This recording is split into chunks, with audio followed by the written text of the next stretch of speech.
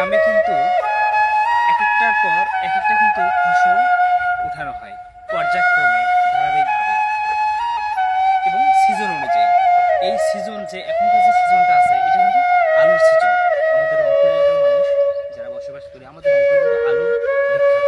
দেখুন দেখুন ওদিকে আলু খাচ্ছে মানুষ কিভাবে। গ্রামে যখন একটা ফসল উঠানো হবে তখন আপনি গিয়ে দেখবেন দূর দূরান্ত থেকে শুধু চারিদিকে ফসল আর ফসল। কত আনন্দ, কত কৃষকের মুখে হাসি। এ যেন এক সত্যি প্রকৃতির প্রেমে মুগ্ধ তারা। চলুন তাহলে আলু কিভাবে উঠানো হয় আমরা এখন সেখানে দেখব, গিয়ে দেখব গাছ থেকে কিভাবে আলু উঠানো হয়। চলুন তাহলে দেখা যাক।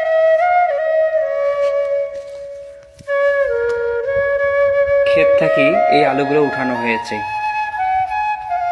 ক্ষেত থেকে এই আলুগুলো উঠানোর পর রোদে শুকানো হচ্ছে, তাহলে আলুর রংটা কিন্তু অনেক কালচার হবে, অনেক ভালো হবে, ধূসর হবে এবং এখান থেকে কিন্তু কৃষক ভালো একটা অর্থ উপার্জন করবে। তাই রোদে এগুলো শুকানো হচ্ছে।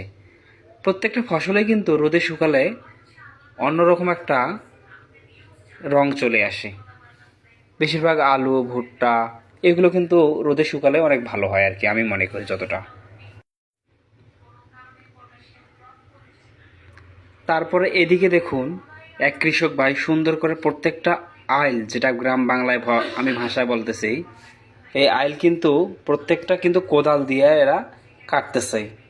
ডোন্ট মাইন্ড, কেউ মাইন্ড করবেন না, আমি কিন্তু গ্রাম বাংলায় কথা বলতেছি, আঞ্চলিক ভাষায়।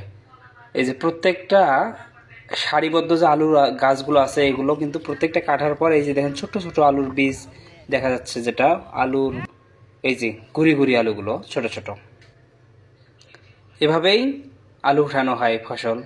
জানি না কেমন লাগলো আমার এই গ্রাম বাংলার কথাগুলো। যদি ভুল করে থাকি অবশ্যই ক্ষমার দৃষ্টিতে দেখবেন এবং ছোট ভাই হিসেবে আমাকে ক্ষমা করে দিবেন। আঞ্চলিক ভাষায় যেহেতু আমি ভিডিওটা করেছি, আমি যখন গ্রামে ছিলাম তখন এই ভিডিওটা করেছিলাম। আজ আর নয়, সবাইকে সালাম, আসসালামু আলাইকুম।